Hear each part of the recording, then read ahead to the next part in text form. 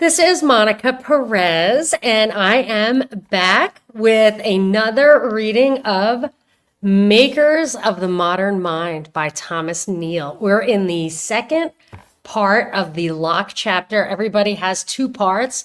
So far, we've done Luther, Calvin, Newton. We're doing Locke. Let's see, and Descartes. We did Descartes. And so if you've been following along, this is basically the only thing I've been up to since my house was caught up in that Altadena fire. So we're working to get back there. Hopefully, there is no Wi-Fi up there yet. So if I get back there, maybe I'll have a problem with doing shows, but I'm hoping to get there soon. And in the meanwhile, so my plan was not to only do book readings on this show, but that seems to be the one thing that I am able to concentrate on. Hard to follow the news when your life is like news. Although the news cycle moves so quickly, it's not even interesting anymore, but it's still my life. So, but we will get through it, and we were the lucky ones. So I'm very grateful for that. Oh my gosh. And for the generosity of this community. I just told people, if you don't want one place that I know is helping the families we know who have Down syndrome kids and lost everything. So my son is in his 20s. He has 4 friends in their 20s who have Down syndrome, whose families lost their homes entirely. And there are other people like me who are also affected. So Club 21, spelled out.org, is a great place to donate. I don't think you can specify it's for fire relief, but they have been giving, they gave me all big giant air filters today, 4 big giant air filters, because I have to move back home. And the air is still seems pretty toxic. So that was just an amazing gift. And we got some gift cards. I tell them, don't give them to me. I do not need them. Give them to the other people. And they do really, they're overwhelming people with that. But the many people who listen, plus the actual Prop Report family, the Prop Report community, is one of the donors. So you know who you are. Thank you. And every one of us who's been affected by the fires got it was the biggest gift card I got, and I only got one of 10 that they gave out. And it was from the Prop Report family. So I am humbled and grateful. And I immediately went out and bought things I need here in this place that, when you run out of, when your stuff is covered with ash and whatever, toxic fear is what I think. I'm not sure it's actual toxins, although I have been, I drank some water the other day. Oh my gosh. And my husband was like, "Did you smell that?" I thought, oh, I forgot. Everything's poison. So I bought a case of water and a lot of other things. So many, many thanks to all of you. So, but it's been very fun for me to be able to take time out and read this book, because I'm not reading the newspapers so much. It's just a little too much for me to engage in that. And I've been dying to finish Locke because I want to move on to Rousseau, which is very interesting. Really, that's a really good one. So that's next. But let's finish up with Locke, who I would say is the father of, when you grow up as a traditional conservative or a libertarian, Locke's your guy. When you learn about Locke and Rousseau in high school, you get to pick whether you're a socialist or a capitalist. And Locke would be the capitalist one and Rousseau would be the socialist one. But it's a little more complex than that. So let's get back to it.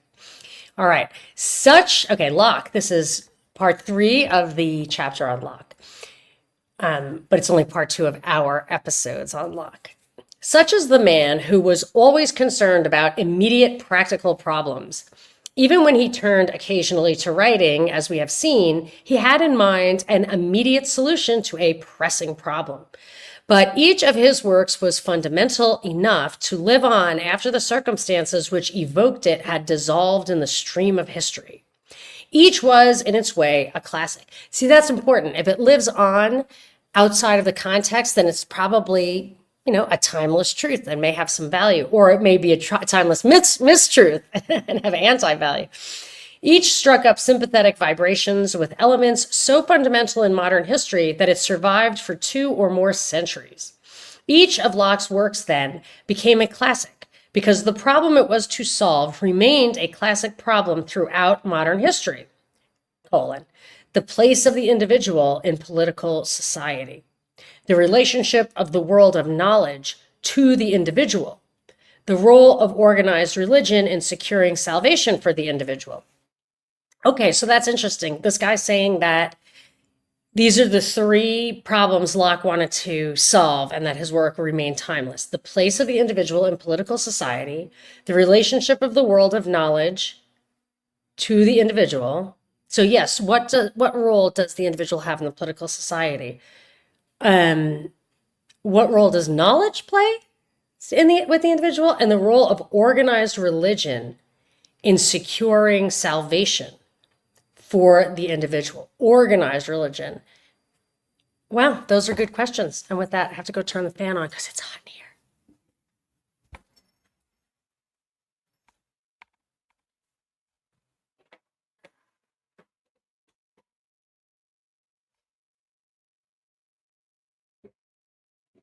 Sorry about that. I mean, it's just like suffocating. The window faces literally a brick wall and it just doesn't, Anyway, but those are interesting questions. Okay, his two most important works, of course, are his Essay Concerning Human Understanding, which is a 2-volume book rather than an essay, and his 2 treatises of government, of which only the second is worth more than a passing mention.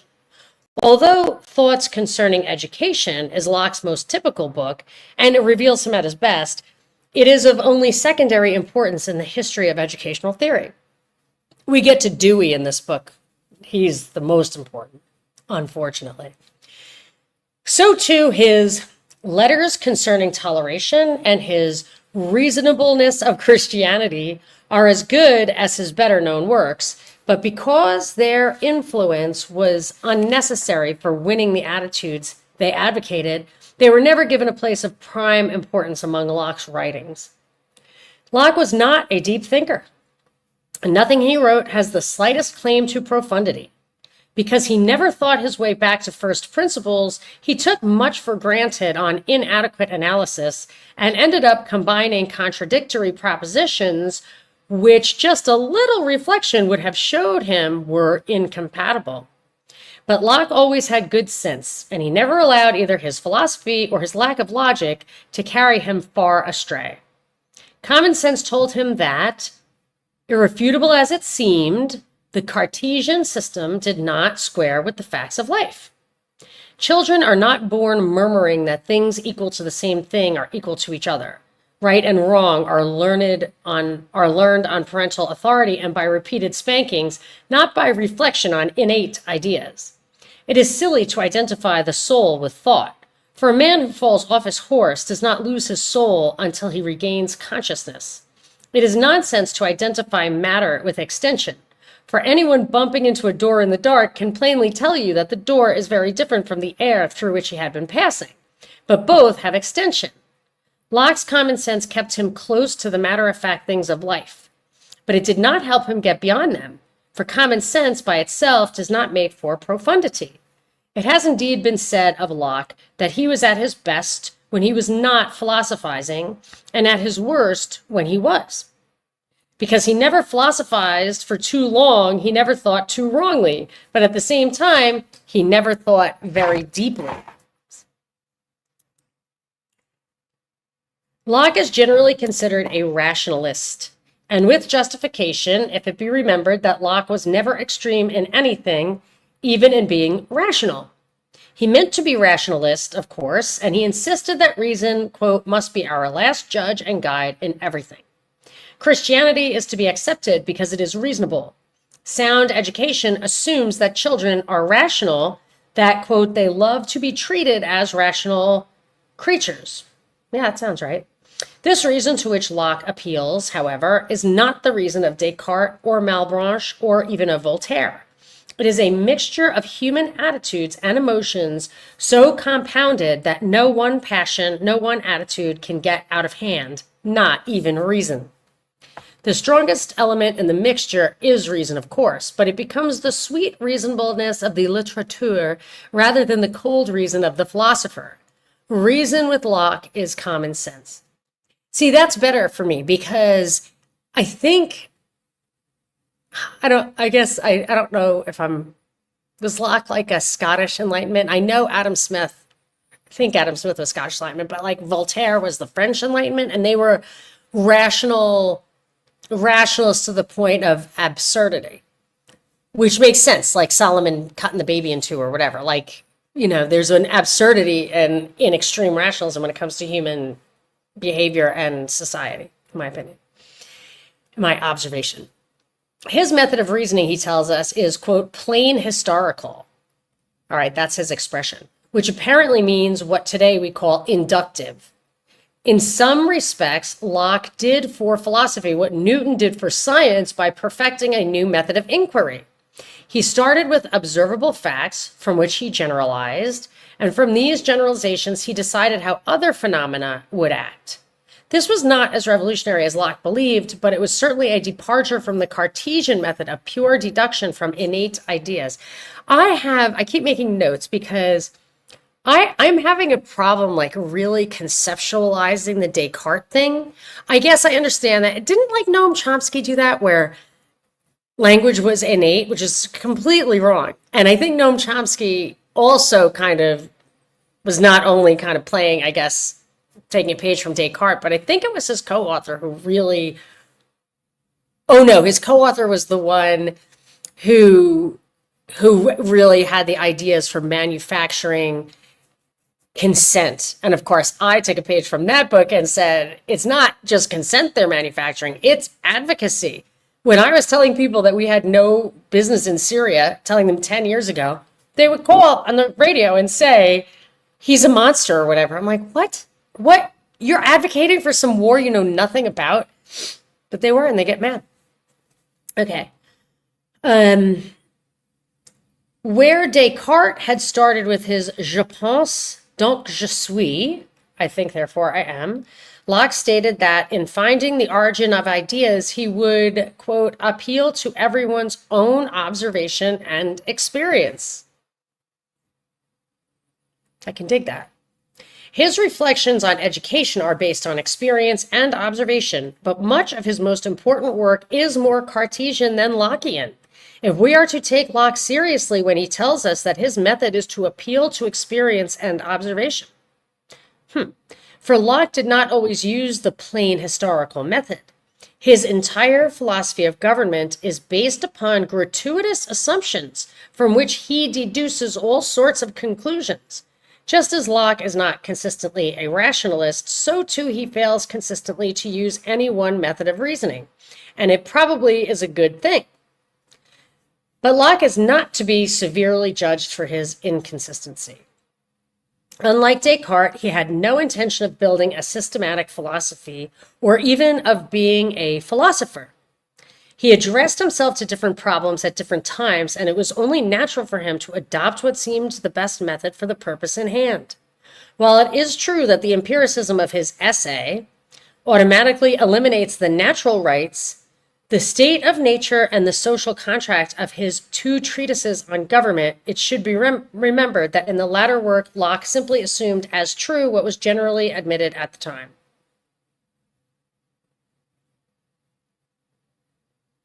All right, that was confusing. Locke never strove for consistency between his various works. It is enough to require consistency within each of his pieces. He wrote in an age that was empirical in science and rationalist in philosophy, and Locke, who was as much a scientist as a philosopher, used both methods without harmonizing them. His style is lucid, especially when compared to most of his predecessors, but it is annoyingly wordy. Locke seems to have taken pen in hand and written away without ever having planned where his pen would take him or by what paths it would lead him to his conclusions. His repetitions are unnecessarily frequent, his digressions and his exemplifying instances tiresome. What he confesses in the epistle to the reader of the essay, the meatiest of his writings, should be written before each of his works. So he wrote this in the beginning of the essay, but it should appear before all of his works. When I put pen to paper, I thought all I should have to say on this matter. would have been contained in one sheet of paper. But the farther I went, the larger the prospect I had. I will not deny, but possibly it might be reduced to a narrower compass than it is. But to confess the truth, I am now too lazy or too busy to make it shorter. He should have. That's what the author says. Rambling prose, however, was in style in Locke's day. I hate that. Rambling prose. I hate it. I hate it. This stuff is that's why I really can't read most philosophy straight out the gate anyway, like the way it is. I like these pot boilers because those guys go on and on. They're very opaque. One of these guys, who are we talking about? Newton deliberately wrote in a way that was basically impenetrable to anyone except for people who already knew what he was talking about, because he didn't want to have to argue with people, which I completely understand, but I'm not the guy to read that book. All right. Like Descartes, Locke tried to write the popular idiom. He disregarded philosophical phrases and resorted to the language of the average Englishman. But this involved him in a difficulty of which he may never even have been aware. For philosophy, like every other science, necessarily has its own terminology, which Locke frequently violated in an effort to use the popular idiom. Yeah, that will make for confusing, not concise ideas. He tells the reader of the essay, for example, that he will use the term idea, quote, to express whatever is meant by phantasm, notion, species, or whatever it is which the mind can be employed about in thinking. And thus he tends from the very beginning to confuse intellection with sense perception, two factors which must be kept distinct if one is to trace clearly the origin of ideas. He complains that his meaning is often mistaken, that he did not have, quote, the good luck to be everywhere rightly understood. But he should have expected this. Yes, that's what happens when you don't go back and fix your drafts. I would tell my kids when they were writing essays, and I got this from blogging, you need 5 full turns, full top to bottom turns. And if you read through and there's a word that you're stumbling over, that's not your last turn. Your last turn is when you read it through and there's not a word left to stumble over. And otherwise you're misunderstood. Locke's desire to popularize philosophy and to rescue her from the professional philosophers, however, had some good effects. He reacted healthily, for example, against the verbalism into which philosophers seem always to be falling. He complains that vague, high-sounding words had long passed, quote, for mysteries of science, and he promises to substitute for such obscurantisms words that everyone can understand. A good thing for any philosopher to do. He also reacted to his age's formalism in education, to making children learn rules by heart and memorize great parcels of the authors which are taught them. His whole approach was fresh. It freed him from the stuffiness and the formalism and the obscurantism of his predecessors. But at the same time, it demanded of him a fuller learning and a greater precision of thought than he could give his work. As a result, while he popularized philosophy by introducing her to a non-philosophical reading public, he caricatured her somewhat in the process. And the lady to whom his readers were introduced was not the mistress of the philosophers. Locke was, if we may suddenly change the figure of speech, a bull in the philosophical china shop. He handled ideas clumsily, though popularly. He walked into the china shop of philosophy without previously having learned how to handle the philosopher's fragile wares. He therefore broke many pieces. But his venture was popular. It was popular because it brought philosophy down to the level of the ordinary Englishman and expressed it in words which rested easily on his tongue. I'll tell you, so that kind of makes you feel like he's switching to the vernacular. I'm not sure democratization of ideas has served us well. The more further we get into the stupidity, the mobbiness of it all, that 80 million voters on one side and 80 million voters on the other, both sets of whom are,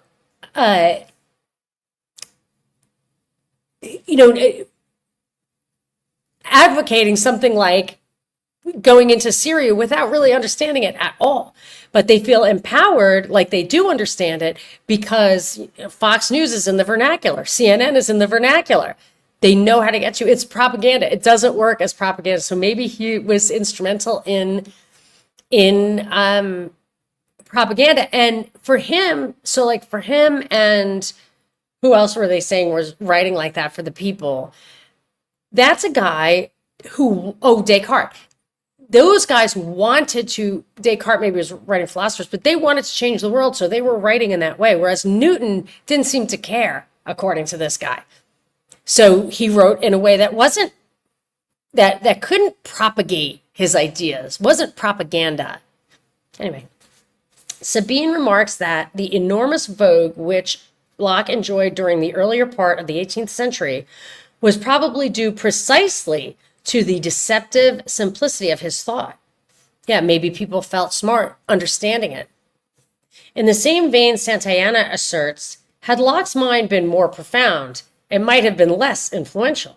He was in sympathy with the coming age and was able to guide it, an age that confided in easy, eloquent reasoning and proposed to be saved in this world and the next with as little philosophy and as little religion as possible. Because Locke always took the easy way out, he was popular with an age looking for easy solutions. Okay. We're on part 4. Like, there seems to be a pattern in this book, so you get to like the little biographical stuff, then you get to like the real meat of their work, and then in the end, it's kind of how they influenced the modern mind. So we're on part 4 of this chapter. The most important of Locke's writings is his Essay Concerning Human Understanding, the only work which he did not compose to solve some practical problem facing his generation. This indeed is unique among Locke's works in more ways than one. It is the only one in which he seems genuinely to seek truth, the only one in which he has no axe to grind. It is a work which was composed over the years, a little at a time. And Locke seems not to realize that his frequent shifts of position make him at times contradict himself. Locke wrote his essay to refute Cartesian innate ideas, which he does rather convincingly in the first book. But he further wanted to account for the origin of ideas, a point which he and his friends had decided should be settled before they could proceed logically to other philosophical problems. He proposed to settle the problem by using a new method, the plain historical, which apparently means the empirical method as contrasted to Cartesian deductive rationalism. So, one more thing. I'm trying to get my mind around this book. These are the makers of the modern mind. And I kind of figured that these 12 guys would form a mosaic, or puzzle pieces, put it all together. And if you looked at it, put one piece in each. But it feels like, and rightly so, I'm sure, that these guys kind of build on each other. It morphs from one to another. I think we're basically bridging from the Middle Ages, Dark Ages, whatever you want to call it, to today. Maybe from, if it starts with Luther, it's really from the end of the Catholic domination of European thought and attitudes, I guess, to what we have now, which makes sense because this guy's Catholic, and I think it's meant to explain just that. But it's hard for me because I keep thinking we're going to get different pieces, like what makes people, treat environment as religion, and what makes people lazy in thought or whatever. But it seems like there are echoes of some of these even today, but some of these guys are replacing the thought of the previous guy or changing it or, whatever, reacting to it even. Although Locke tells the reader that he will appeal to everyone's own observation and experience, it's really only his own mind that Locke examines. So now that feels Cartesian to me. This introspective method, which looms large in philosophy from Locke's day forward, is new and revolutionary. It introduces a strong strain of subjectivism into philosophy, and at the same time renders philosophy more and more into psychology. Locke's inductive method was not as new as he thought it was, for Aristotelians had long used it, but it was revolutionary in his day. And in Locke's hands, it did not possess the same objective independence of the philosopher's mind it had enjoyed with the scholastics. In other ways, too, Locke reverted to Aristotle. He accounts for the origin of ideas, much as Aristotle had done 2,000 years before, but in oversimplified fashion, which, in more logical followers' hands, will practically write off the mind as an unnecessary quantity. The scholastics had long maintained that knowledge comes through the senses. Nil in intellectu nisi quod prius quomodo insensu. Huh? Their maxim ran. Locke looked into his own mind and saw how, as contrasted with the facile Cartesian explanation of the origin of ideas, this scholastic explanation squared with facts. But not being a trained philosopher, Locke saw no harm in dropping their quomodo in some fashion. Quomodo, I guess, means what mode? Dude, come on, man. Come on, man, with the Latin, with the untranslated Latin. I mean, if this was written in 1958 and he wrote it for Catholics, they probably all spoke Latin or knew Latin. I don't know if he speak Latin. He was content to say that all ideas come from sensations or reflection, that the mind is passive in receiving simple ideas, out of which all knowledge is compounded. Thus, the mind is left pretty much an empty compartment in which ideas are stored. It becomes less an active agent than a passive receptacle. It will not be hard for Locke's followers, in pushing this principle to an extreme conclusion, to render the intellect and man himself completely passive. Thus, he opened the door to environmental determinism and inadvertently left man absolutely passive putty in the educator's hand.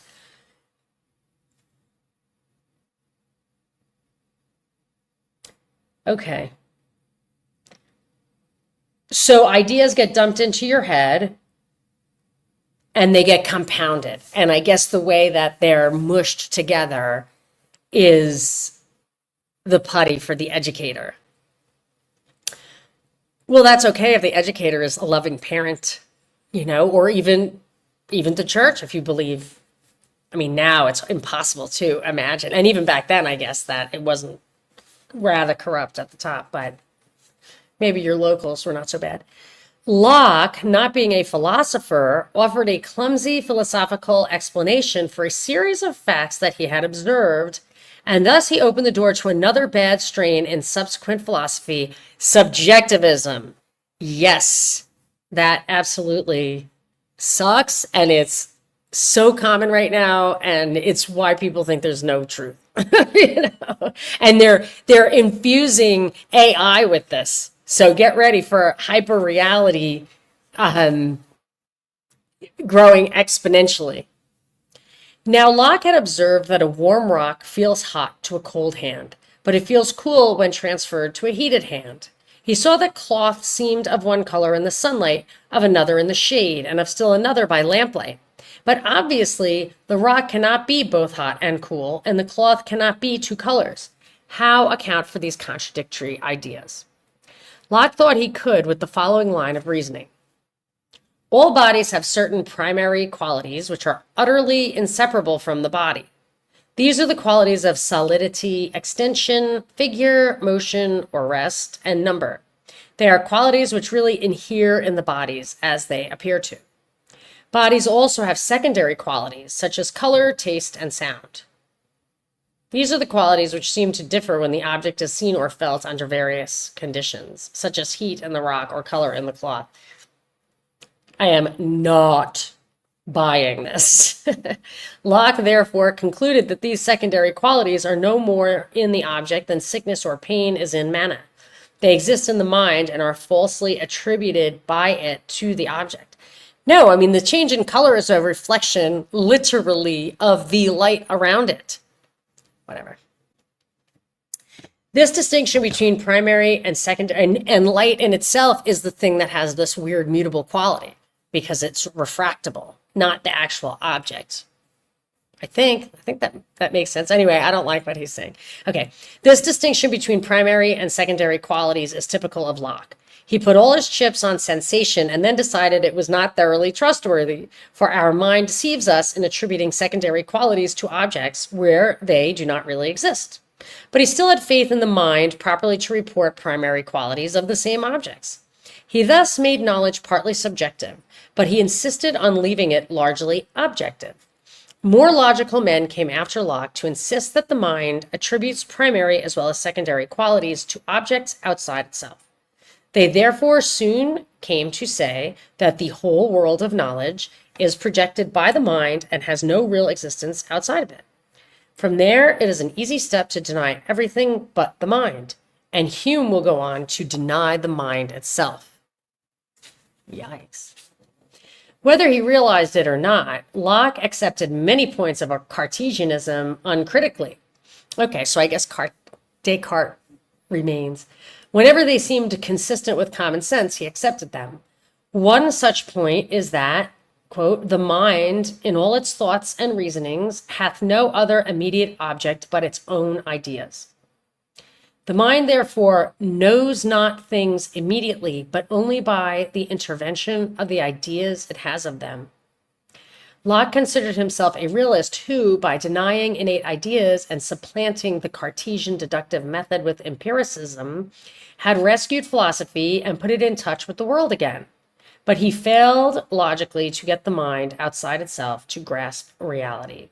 He left it locked up inside itself. That was... okay.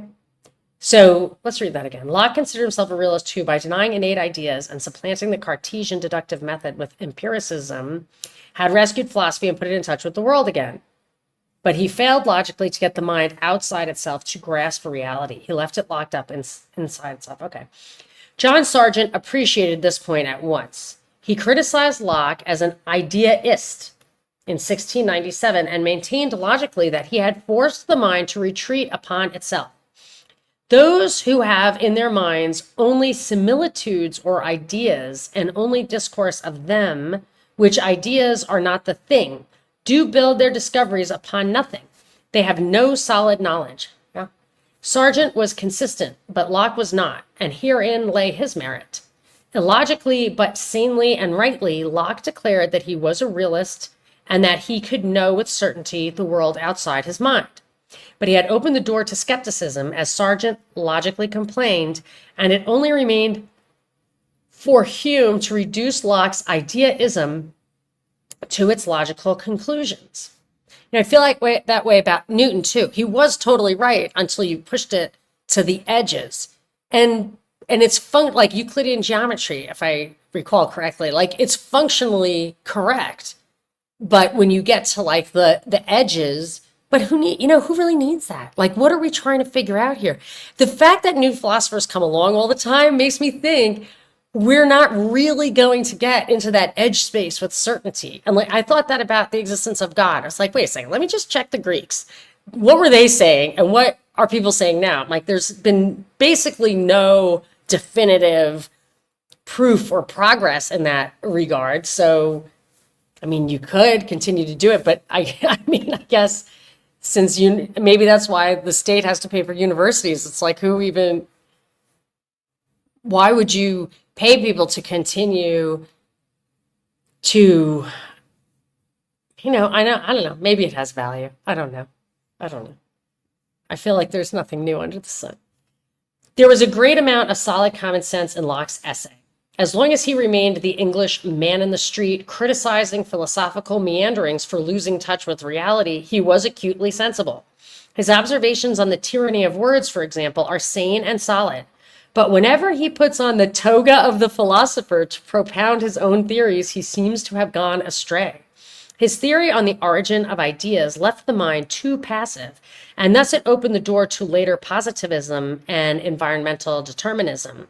His assertion that secondary qualities do not inhere in objects outside the mind, but are instead attributed to objects by the mind, opened the door to later subjectivism, to the belief that the mind creates the world rather than embraces it.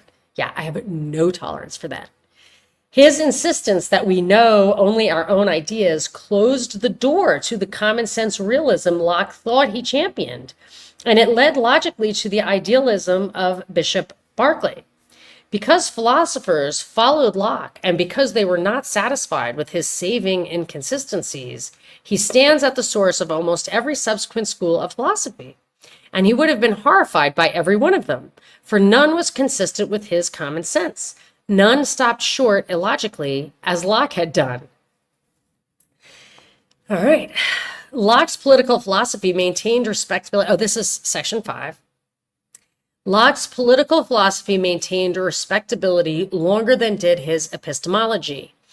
His 2 treatises of government were written, he tells the reader, to establish the throne of our great restorer, our present King William, to make good his title in the consent of the people, which being the only one of lawful governments, he has more fully than any other prince in Christendom, and to justify to the world the people of England, whose love of their just and natural rights, with their resolution to preserve them, saved the nation when it was on the brink of slavery and ruin. That is rather a large order, so the reader is not to look for a completely objective political philosophy built upon incontrovertible first principles. Yes, I'm sure to justify that he had to take different tacks. It's kind of like the numerology thing. There's like 5 different kinds of numerology. So if someone will tell you, like, look at these numbers, blah, blah, blah, blah. And then if that system doesn't explain the phenomenon they're trying to explain to you, they'll like pick another system and then start with that. But in this other system, those numbers do blah, blah, blah. Okay, nor does he find it a completely objective political philosophy. Locke was willing to use any material generally acceptable in his day to build his defense of the glorious revolution. He wrote for men of substance who were literally afraid of losing their heads. For all through Locke's lifetime, it seemed that the Stuart pretender might win back the throne, with support from abroad, as well as from the Tories and from the disinherited in England. So Locke wrote his Apologia hurriedly, but with apparent tranquility and with Whiggish sweet reasonableness. Locke combines 2 current but contradictory theories in his justification of the Glorious Revolution. 1, the contract theory of government, whereby government is created by the people, like a piece of machinery, to perform certain assigned tasks.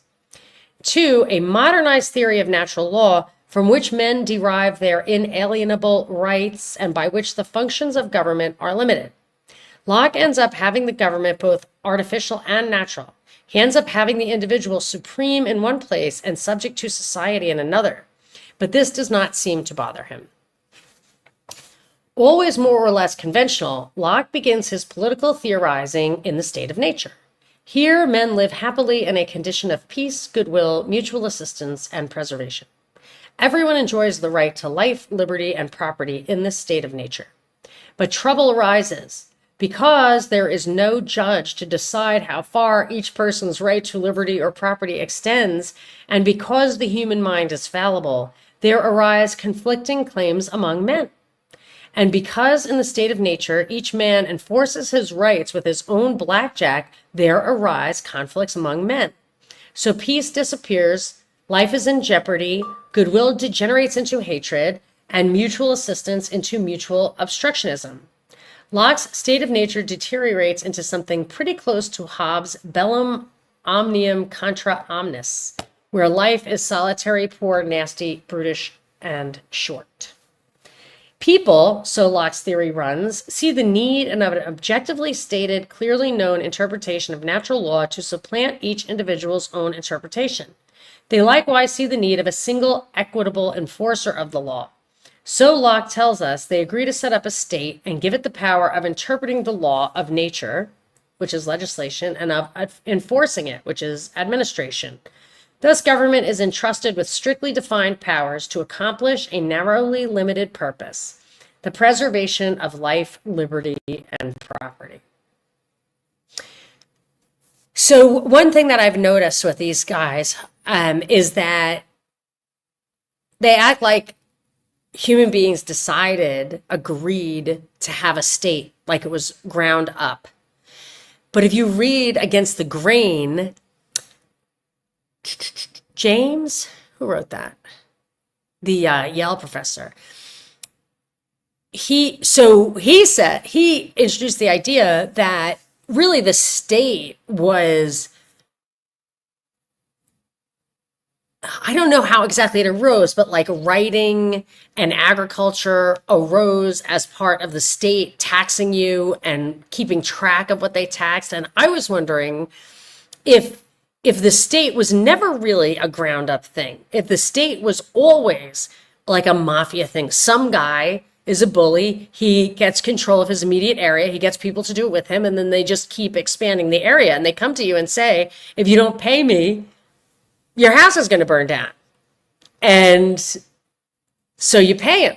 But he's the one who's going to burn your house down. And it still works that way today, in my opinion. So these philosophies of government, I am less, I think that there's a fundamental assumption there, which is it was at one point not top-down force. We know it's top-down force now, but I think it might always have been, which argues against the possibility of anarchy, because what you're going to say, what means is that kind of always and everywhere a strongman emerged. Although, I mean, there were plenty of primitive tribes who were small enough that, like, how strong was the strongman? He was more like a family head.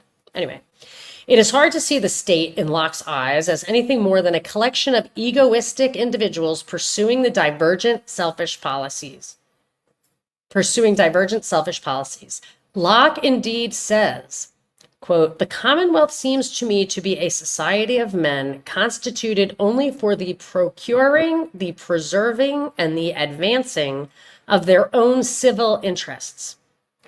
So men create the state and endow government with limited powers for purely selfish purposes." Sounds like he's saying, the author says. Probably with Locke, and certainly with his followers, the principal end of government is to protect men in the property they have amassed.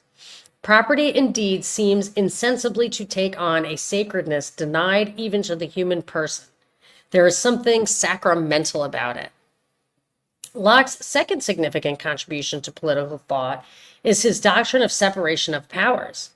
Government, he says, naturally divides itself into legislative functions, executive tasks, and the handling of foreign affairs. The judicial branch of government he considered a division of the executive. Of these, the legislature is supreme. The executive is to enforce the legislature's will and is therefore subordinate to it. But even the legislature is subordinate to the people. Care must be taken not to allow power to make the law and power to enforce it to fall into the same man's or the same group's hands. For this means tyranny, from which the only escape is revolution. Let's just take a couple of... Semi-Collegiate has a couple of comments that are interesting. Individuality wasn't a possible argument until the 1800s, when people supported themselves 100% from wages.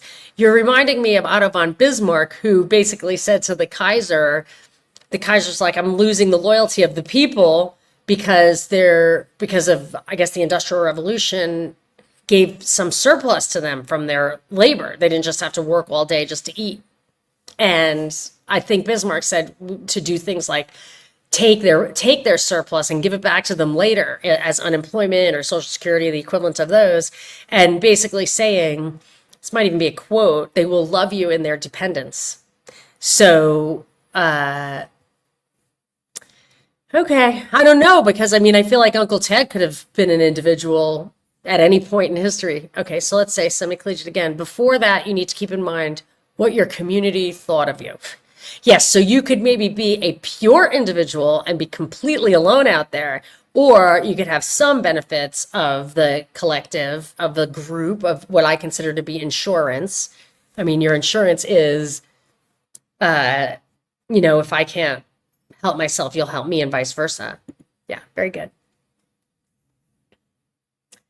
Probably with Locke, and certainly... Yeah, okay. Locke's second significant contribution to political thought is his doctrine of separation of powers. Yeah, we got that. Locke therefore justifies revolution whenever the government exceeds its powers or when the natural separation of powers has been destroyed. But even here, the separation of powers is definitely being destroyed. Let me just see. I saw a notice before, like some crazy thing like that. Trump supposedly. Okay, so I see breaking news in the New York Times and the Wall Street Journal. These are just my little headlines on my phone. A federal judge has temporarily blocked the Trump administration efforts to freeze as much as $3 trillion in federal assistance. So my first reaction was, how is that even possible? Why would you do that? Yeah, he said until they could be vetted and make sure it aligns with his plan to purge what the government of what he calls a woke ideology. That's a separation of powers problem. That's what that is. And that's like a crazy disruptive and divisive thing to do. It can't possibly have any other purpose because it's very clear that that's what's going to happen. But at the bottom line is it's a separation of powers problem. And all that stuff is, I would say, also unconstitutional in itself. Shouldn't exist in the first place. It shouldn't be purged for the ideology. It should be eliminated because it's unconstitutional.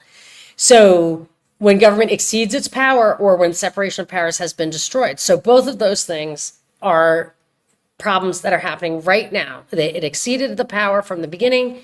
It still exceeds the power, and it also defies separation of power. So then let's go back and say, he said, the law and the power to enforce it cannot fall into the same hands. The law and the power to enforce it cannot fall into the same hands. I think that we're going to see a little lesson in that in real life. But even here, Locke is moderate, for he had no intention of justifying a revolution against the Whigs. He hastened to reassure his readers that such revolutions happen not upon every little mismanagement in public affairs. Vattel's Law of Nations is helpful in this, by the way. Vattel's Law of Nations. That's where we get the, when it's okay to have a revolution. Then he went on, in words that have a familiar ring to every American schoolboy, to tell when revolution will occur. Gosh, I think he's ripping off Vattel a little bit here. He says, if a long train of abuses, prevarications, and artifices, all tending the same way, make the design visible to the people, and they cannot but feel what they lie under, then revolution will come, as it had come in 1688. Actually, this might predate Vattel. I have to look it up. 1758, yeah. So Vattel was after, so maybe Vattel was ripping off Locke a little bit. 1758, Vattel, that's probably, that's when we were writing our stuff down. Okay, now we're in section 6. Locke thought about religion too, for religion was as critical a problem as faced Englishmen of his day. Upon its solution, he could well believe, depended the future peace of his England. Locke, we must remember, lived through times when men plotted in the name of religion, when they heaped corpses high to promote God's glory on earth, when each sect thought that it had a divine commission to enforce its own brand of religion upon the unenlightened remainder of humanity.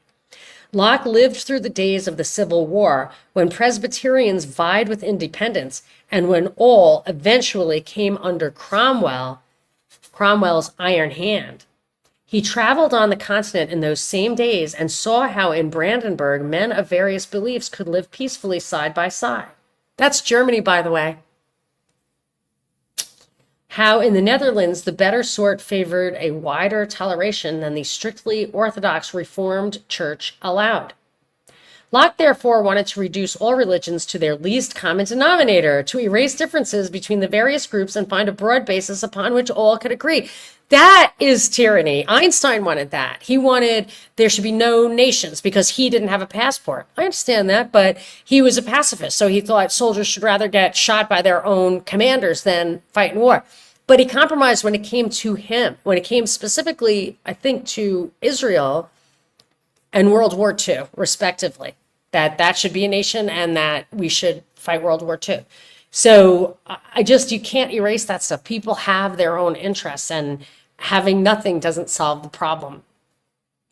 He managed as a result to conclude that the truths of religion were few and simple. Quote, all that is necessary for all to believe about God, he insisted, must be easily understood. There be many truths in the Bible which a good Christian may be wholly ignorant of and so not believe, which perhaps some lay great stress on and call fundamental articles because they are the distinguishing points of their sect or communion. Religion, so what is the point of thinking, of discernment, if you can't arrive at deeper truths? Geez, the lowest common denominator, that is the problem with education and maybe even with this blob democracy thing we have here. Okay, religion should consist rather in good living and brotherly love than in a definite creed. Only two things he believed were necessary for salvation. One, belief that Jesus is the Messiah. Two, a good life. That sounds right. I mean, although don't you think Jesus told us, right? Love God and love one another as I have loved you. Love God above all. Okay. These two, faith and repentance, that is, believing Jesus to be the Messiah and a good life, are the indispensable conditions of the new covenant to be performed by all those who obtain eternal life. Locke had no use for theological inquiry. The true notion of God, he maintained, was that of the independent supreme being, author and maker of all things, from whom we receive all our good, who loves us and gives us all things. I think it would be better if men generally rested in such an idea of God without being too curious in their notions about a being which all must acknowledge incomprehensible. Okay, and I'm going off, but this bothers me because even if you just know and accept those things, we have desires, we have conflict. He just said we have conflict. We have all these things that make it hard to live a good life. You need guidance, you need community, you need understanding. It's much easier to live by a creed if you understand the meaning of it. Yeah, I don't know. Again, not buying it. And I really thought Locke was going to be my guy. All right, Locke remained basically Christian. Although he had no respect for church dogmas, he never doubted mankind's redemption by Christ or the reality of miracles, the infallibility of scriptures, or the goodness of God. But his was a weak dilution of Christianity, and from the point of view of his philosophic position, as Santayana points out, his Christianity almost disappears. Locke accepted his own watered-down version of Christianity because it seemed consistent with common sense, because it seemed reasonable. This is the message of his reasonableness of Christianity. With him, reason remains supreme, and whatever elements of Christianity seem consistent with it will be accepted. The rest will not. Christianity is therefore rendered by the lamp of reason into a natural, rational religion. There is little need or use of revelation, Locke maintained. God having furnished us with natural and sure means to arrive at a knowledge of them, religious truths. For whatsoever truth we come to a clearer discovery of from the knowledge and contemplation of our own ideas will always be certainer to us than those which are conveyed to us by traditional revelation.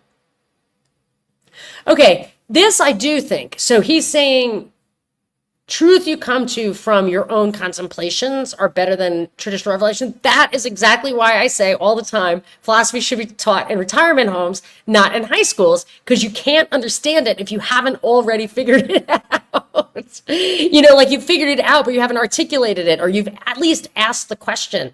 You know the question makes sense. Okay, all right, I agree with that. Locke's reason could accept the basic points of Christianity, but his followers rejected as contrary to reason whatever could not be established by it, and thus they denied miracles and everything based on revelation. That is why Wright can observe that Locke was an unintentional forerunner of Voltaire and other skeptics and materialists of the 18th century. Yeah, but just because you're not ready to accept it before you figured it out doesn't mean that you don't want that whole body of knowledge. So today is the feast day of St. Thomas Aquinas. Do I understand him or even read him? No. But if I have any questions and really feel stumped about something, especially with regards to my religion, I'm going to go read his stuff. And he probably thought of it and has an answer that I can understand and accept, or perhaps keep looking for a better explanation. But that's what appeals to me about those thinkers, is that the deeper you want to go about these questions of how to live and how to think about living and even the afterlife, it's there for when you want it. Latitudinarianism and toleration go hand in hand. It is not surprising, therefore, to find Locke an early advocate of religious toleration. He reacted as a young man to the bitter religious divisions in Civil War England, and there is good reason for believing that the first letter on toleration was his earliest work. Characteristically, Locke's advocacy of toleration is based on expediency. He finds no theological, no metaphysical, or logical reason for toleration. but he finds that religious intolerance simply does not work socially or politically. It deprives the state of useful citizens if religious dissenters flee abroad, as happened in Louis XIV's France. It drives political discontent underground and creates conspirators if they stay at home, as happened in Charles I's England. Therefore, he concludes it is impractical to punish dissenters. But Locke was never an extremist, even in toleration. He refused, as we still do today, to tolerate religious opinions, quote, contrary to human society or to those moral rules which are necessary to the preservation of civil society. He refused, moreover, to tolerate Catholics or atheists. Catholics, he understood, held that faith is not to be kept with heretics. They could not, therefore, be good members of society with whom property-conscious Whigs could conduct business in security. Wow, really? He says Catholics held that faith is not to be kept with heretics, like as in a double ethic? Like you don't have to treat non-Catholics with, I mean, that's definitely not something I learned. I always thought of the Good Samaritan thing. Like the whole essence of Christ's message, in my opinion, is the exact opposite of that. But who knows what they were throwing around back then. All right. Neither would Locke tolerate. I was listening to the recent HH episode on Joan of Arc with our friend Dominic, who shouted me out saying that canon law has morphed over time. It was even worse than he thought. So maybe it was worse back then. I don't know. Neither would Locke tolerate atheists because promises, covenants, and oaths, which are the bonds of human society, can have no hold upon an atheist. My father used to say that too. Locke's toleration then was well advanced for his day, but it can hardly be called toleration by principle. It was based on expediency, and if the winds of political fortune should change, so too, on Locke's theory of toleration, would any group's right to be tolerated. Okay. So if it got hot, he'd abandon you in the trenches, maybe? Part 7. Locke's reputation would be higher today if his thoughts concerning education were more widely read, for this work reveals him at his best. It consists of reflections on a subject he knew well, and Locke is always at his best when he is making an observation, when he is not trying to be profound. His work on education is, of all his works, the least in need of adaptation to the 20th century. The reader can almost imagine most of this book written by a retired headmaster of Eton or Groton, a genial, white-haired gentleman who has seen 3 generations of pranksters and still has not lost faith in adolescent human nature. A liberally educated gentleman who has never let his learning tyrannize over his humaneness and who realizes that book learning is but a small part of education. In these pages, Locke reveals himself to the reader as a 17th century Angelo Patri. He is modern, as educators use the word. He is progressive, as one school of educators use the word. Like them all, he considers education terrifically important. 9 parts of 10, quote, are what they are, good or evil, useful or not, by their education. The little or almost insensible, so he's saying nurture is 90% of it. The little or almost insensible impressions on our tender infancies have very important and lasting consequences, quote. Education then makes the man. Here Locke sounds like the keynote speaker at any modern educational conference. Quote, I imagine the minds of children as easily turned this or that way as water itself. It is all rather flattering for the educator, but Locke was one himself, and so he looks upon tutors as Svengalis and children as little trilbies. Here he is quite modern. The educator ends up more important than the student. His educational psychology is also quite modern. The important thing is not what information you pump into the student's head, but what habits you settle in him. Habits are not settled by lecture, he insists, but by repetition, by practice, and more practice. Not by rules are children to be taught, but by example and by practice. I would say both. Children's minds are not to be too much curbed, nor their spirits abashed, for then they will, quote, lose all their vigor and industry. Education is to be made as easy as possible. Through properly developed techniques, the instructor will find various ways to turn learning into play, and suddenly the child will be educated without ever knowing it. Education might be a pill, but Locke insists it be a sugar-coated pill. Like modern educators, Locke insists that the mens sana be situated in a corporo sano.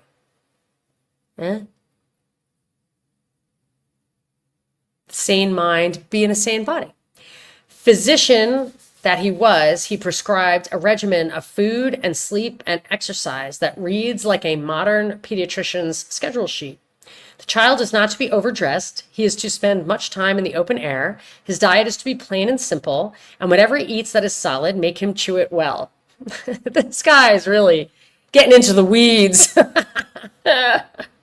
Locke may have thought himself a bookish man, but he did not stress book learning in his scheme of education. Learning indeed occupies last place among the four objects of education. Virtue he places first. Wisdom, defined pragmatically as a man's managing his business ably and with foresight in this world, is second. Good breeding is third, and learning is fourth. Locke proceeds to draw up a complete curriculum in which he gets down to such details as asserting that the Italian way of holding pen is best. Book learning is rounded out with such things as dancing, fencing, and riding, for Locke's gentleman was to be a well-rounded man. The great business of all, however, is virtue and wisdom. 8, I think this is the end. Yeah, this is the money. This is the last section. Such was the man who said what the middle-class people of England wanted to hear. They were a practical people who prized common sense and were anxious to rationalize it into a philosophy. Locke seemed to do this. They were a selfish people who wanted to justify their revolution and their way of governing in their own interest. Locke did this for them. They wanted a system of education that would be practical and easy, but would still make gentlemen of them. Locke propounded such an education. They were the great compromisers who had no desire to see their revolutionary theories turned against themselves, now that they were in power. And Locke always stopped short of logical conclusions to which his premises could be reduced. He was the typical middle-class thinker of modern times. Because the middle class remained long in power, Locke was long influential. Because the middle class was in power in England, Locke was at home a conservative force in politics. That was an accident of circumstances. So was his influence everywhere. Well, I don't know, didn't we say he pandered to the audience? In France, the middle class was struggling to obtain political power. They were soon to manage a preliminary revolution in men's hearts and minds, the intellectual revolution of the Enlightenment, and they found Locke a respectable authority. Voltaire, therefore, popularized him in France. Helvetius and Holbach admired the profound Locke. Diderot eulogized him, and Saint Lambert referred to him as the wisest and most enlightened of all the teachers of the human race. Come on now. Condillac, the French Locke, reduced Lockean sensism to a logical conclusion and completely got rid of the human mind. Helvetius developed Lockean notions on education and came forth with a closed system of environmental determinism, which left the student mere putty in the hands of educators. Man is nothing more than the product of his education. Helvetius concluded, and therefore, to be happy and powerful, nothing more is requisite than to perfect the science of education. Locke gathered together the various strands of 17th century thought and handed them on to 18th century thinkers. There is therefore truth in Fowler's observation that Locke rang the bell to call the other wits together. At meetings of these wits through the 18th century, we'll run certain notes that Locke had sounded faintly in his various writings. A rationalism in religion, in philosophy, and even in education. A new method, the empirical, in philosophy and in the social sciences. A strong individualism in every field of human speculation. Locke was theoretically a full intellectualist individualist. I can no more know anything by another man's understanding, he insisted, than I can see by another man's eyes. The knowledge which one man possesses cannot be lent to another. But he did not logically set men off into hermetically sealed compartments between which there can be no communication. In political theory, Locke was equally individualistic. His state consisted of a collection of self-seeking persons whose individual rights were apparently supreme, who had nothing in common except the desire each had for self-aggrandizement and for protection of already made gains. John Locke was a more important man than he knew. Although he thought he was only clearing the ground a little for master architects like his friend Newton, posterity accorded him a role almost as great as the one which it assigned to the incomparable Mr. Newton. These two acquaintances worked out the modern inductive method, which did battle in men's minds with Cartesianism until it eventually triumphed. In the social sciences, in history, in almost all fields of thought today, we use Locke's plain historical method. More important than his, see, I thought induction, yeah, I didn't know, I would have thought of that as a purely scientific term. More important than his method, however, was Locke's attitude toward learning and life.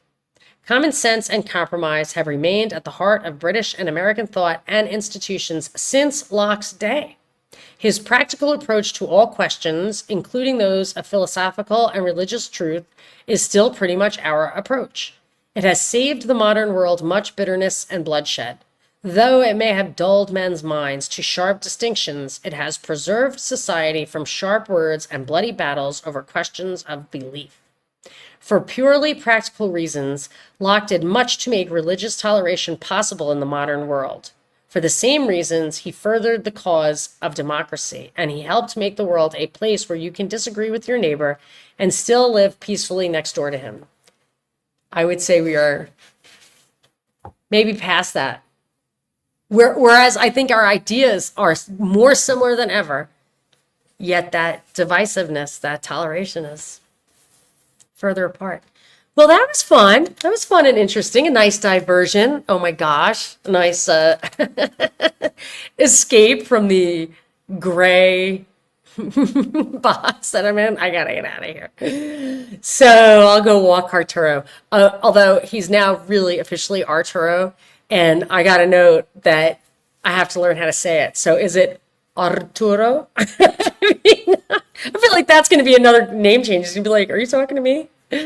So Arturo Fuente Perez. That's his full name. Anyway, he's being a good doggy. All right, people. Thank you very much. Are you looking forward to me being on a big podcast again? You know, I think I am going to be on a big podcast soon to talk about this book. Can you believe it? I mean, I can talk about this book, but the ideas in this book are so ginormous. I really don't know if I'm going to be able to pull it off, but I don't want to jinx myself, so I'm not going to tell you what it is. Yes, he is named after the best cigars on the planet. That is true. Arturo. Anyway, thanks for coming, guys. I'm looking forward to next week. And I have a show coming out that I did with Gabriel Custodiet and Urban Hacker on AI. Just probably going to be streamed. Couldn't do it live for some reason, but I'm going to stream it Thursday at 2:00 when normally I would do a newsreel. And I just can't do the newsreels well. I can't think about that stuff. I need to set up air purifiers. Like I need to clean dust out of like every crevice. I need to go home. So we're on hold with that, but stick with me. And thank you all so much for your generosity, support, emotional prayers, those beautiful gift cards that we all got from the for that Club 21. Very nice, very nice. Really, I got a lot of help. Even in my physical space, people I met through meetups and stuff who are my friends now have helped me through this. Very nice. Thank you, everyone.